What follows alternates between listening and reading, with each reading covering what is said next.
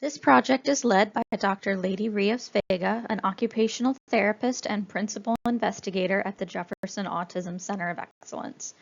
Her work focuses on autism intervention, air sensory integration, sensory adaptive environments, and community engagement. Our research team also includes Aaron Martinson, Research Coordinator, and Julian Ramos, Assistant Research Coordinator. As a team, we have supported the organization of this study, communication with participants, data collection, and sharing of the project materials with the community. The Center of Excellence, also known as Jeff ACE, is dedicated to improving the quality of life of autistic people across the lifespan. The center focuses on high-impact research, education, collaboration, and community outreach. A very important part of Jeff ACE is connecting with families, supporting access to services, and promoting research and education that are inclusive and culturally responsive. We want to mention language. In this presentation, we mainly use identity-first language, such as autistic person or autistic adult. Research has shown that many autistic adults and neurodiverse people prefer this language. At the same time, we recognize that language preferences can be personal and vary by person, family, and cultural context. The most important thing is to respect each individual's preference. Defined as any one of a group of disorders with onset typically occurring during the preschool years and is characterized by varying but often marked and persistent deficits in social communication and social interaction, including difficulties with social emotional reciprocity, nonverbal communication behaviors, and social relationships, along with restricted and repetitive behaviors and patterns of interest, behaviors, and/or activities. We'll briefly review the purpose of this project. This PCORI-funded study was designed to test a method called design thinking to engage Hispanic and Latino families of autistic children. The need for this work is very clear. Autism is being identified in more children, including Hispanic and Latino children. However, many Hispanic and Latino families still experience delays and barriers when trying to access therapy services. These barriers can affect the child's participation, increase stress for caregivers, and make it harder for families to receive the support they need. We also know that sensory differences are very common among autistic people. For this reason, the project focuses on culturally adapting an occupational therapy intervention called air sensory integration, or OTASI. Air sensory integration, or ASI, is an occupational therapy intervention based on how the nervous system receives, organizes, and responds to sensory information. Key idea behind ASI is neuroplasticity. Neuroplasticity means that the nervous system can adapt and change through experience. ASI is provided by occupational therapists with advanced training in sensory integration and neuroscience. The goal is to support sensory and motor needs so that the child can participate more successfully in daily activities. This may include playing, learning, interacting with others, following routines, and responding more effectively to their social and physical environment.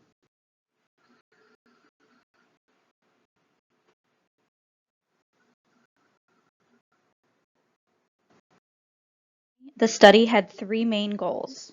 First, to understand the challenges and supports that Hispanic and Latino autistic people and their families experience when accessing therapy services. Second, to compare two ways of engaging community stakeholders, design thinking and focus groups. And third, to use the information shared by the community and culturally adapt the OTASI intervention manual.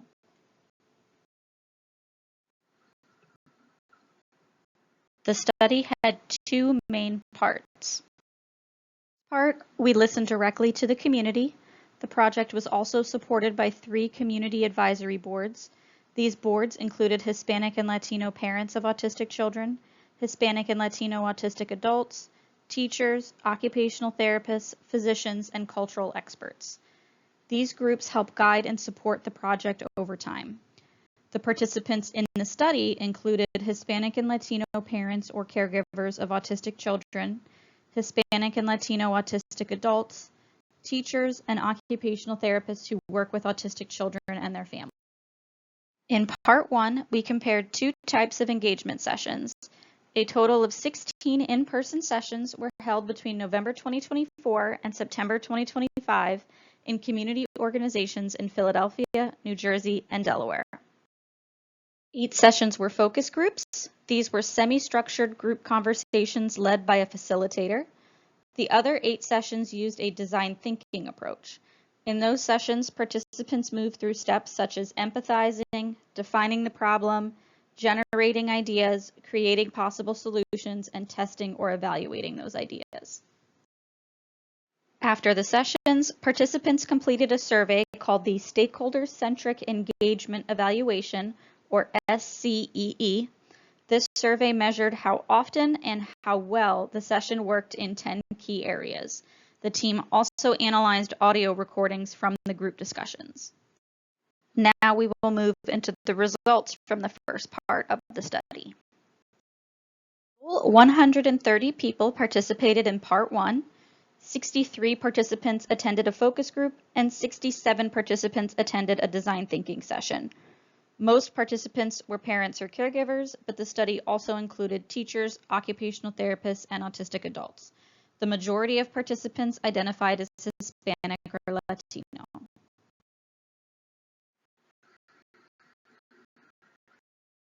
The SCEE survey showed a high level of engagement in both groups.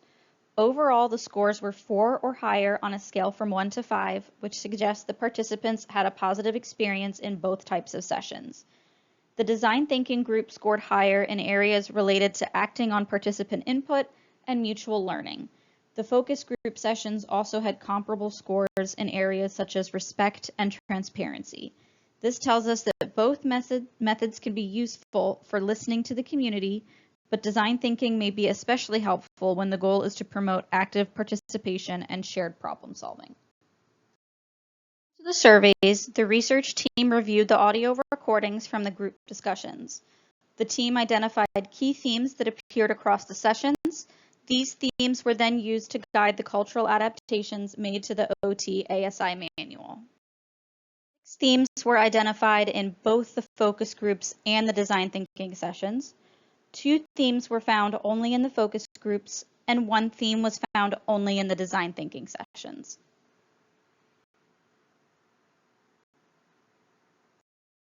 Based on this information, the team created 2 culturally adapted versions of the ASI manual, one based on the focus group discussion and one based on the design thinking discussions. Part 2. Part 2, participants reviewed both adapted versions of the manual. This was completed virtually by email between February 26th and March 20th, 2026. The purpose was to compare which version of the manual participants found more acceptable, more appropriate, and more feasible for use with the Hispanic and Latino communities. Part 2, analysis and results. The manuals, the study used 3 short measures. The acceptability of intervention measure, or AIM, looked at how well the adapted manual was received. The intervention appropriateness measure, or IAM, looked at how suitable the manual was for its intended purpose. And the feasibility of intervention measure, or FIM, looked at how practical or realistic the manual would be to use in real-life sessions. A total of 114 participants completed Part 2. This included 67 parents, 30 teachers, 10 occupational therapists, and 7 autistic adults. The cultural adaptation process compared 2 versions of the manual, one based on design thinking and one based on focus groups. The goal was not only to translate the manual, but also to adapt the language, examples, resources, and communication strategies so that the manual would feel more useful and relevant for Hispanic and Latino families.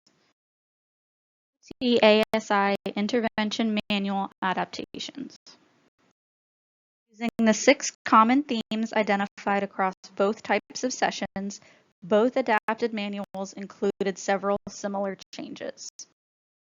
Those were updated to improve representation. Then examples and references were added throughout. New terminology was also added to the glossary. On provider, training was added. This section emphasized collaboration with parents, explaining the purpose of evaluations and focusing on family priorities when setting goals. It also included education on cultural humility. Cultural humility means recognizing that even within a shared culture, there are differences between countries, regions, families, and individuals. In the manual based on design thinking, plain language summaries were added. These summaries were included to support caregiver understanding and participation. They help explain evaluations, describe therapy activities, and clarify the difference between short-term and long-term outcomes. The goal of these summaries was to make the information easier to understand and to help caregivers feel more involved in the therapy process. Adaptations based on design thinking included therapy activities that families could do at home. These activities were designed to support the transfer of skills across different settings and to use household materials that are accessible and low cost. The manual also included new reflection questions for therapists. These questions were designed to support therapists' self-awareness, improve cultural sensitivity, and help therapists adapt services to the needs of each family. The design thinking version included community-generated and supplemental resources.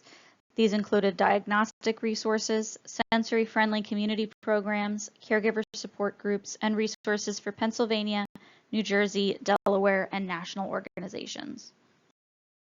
In the manual based on focus groups, the adaptations highlighted culture-specific examples, language accessibility, and communication through the family's preferred methods. This reflects the importance of making information clear, accessible, and connected to each family's real-life experience. From Part 2, both versions of the manual received very high scores. Ratings ranged from 4.33 to 4.45 out of 5. There were no significant differences between the Design Thinking Manual and the Focus Group Manual in acceptability or appropriateness. This means participants generally felt that both manuals were well received and appropriate for their purpose. However, the Design Thinking Manual scored significantly higher in feasibility. This means participants perceived the Design Thinking Manual as slightly easier to implement in practice. In the table, the feasibility measure had a p-value of 0.017, which shows a statistically significant difference. Next step, the team will prepare the final adapted manual using the information collected across all engagement sessions and participant reviews. The goal is to publish the manual and use it in the near future with autistic children from the Hispanic and Latino community. To thank all the families, autistic adults, teachers, occupational therapists, professionals, and community organizations that made this study possible. For more information, you can contact Dr. Lady Rios Vega using the email shown on the next slide.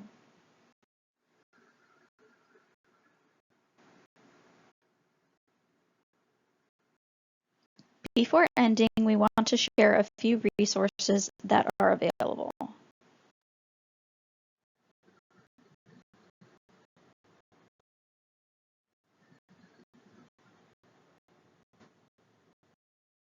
The first is the study website where families and community members can find information and brochures related to the project.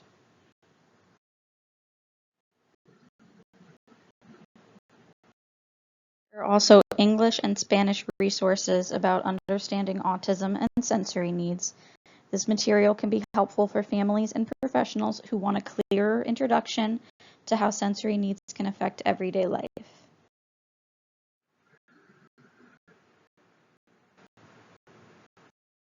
The resource is the ASSIST toolkit. ASSIST is designed to help professionals better understand the sensory needs of autistic and neurodiverse people. This toolkit can be downloaded for free from the Jefferson Autism Center of Excellence website. The Blue Envelope program from Lehigh Valley Health Network is mainly designed for autistic drivers. However, it can also be helpful for people with communication differences, anxiety, or other conditions that may affect how they communicate during a traffic stop, accident, or interaction with police. Jeff Ace also offers free resource guides with information about diagnostic services, therapy services, and support groups. These guides are available in English, Spanish, and Portuguese. Families and professionals can also subscribe to the Jeff Ace newsletter, which is bilingual in English and Spanish. The newsletter shares updates from departments and programs, community highlights, local events in Pennsylvania, New Jersey, and Delaware, webinars, and resources. Finally, the Jeff Ace YouTube channel includes educational videos and sessions with guest speakers.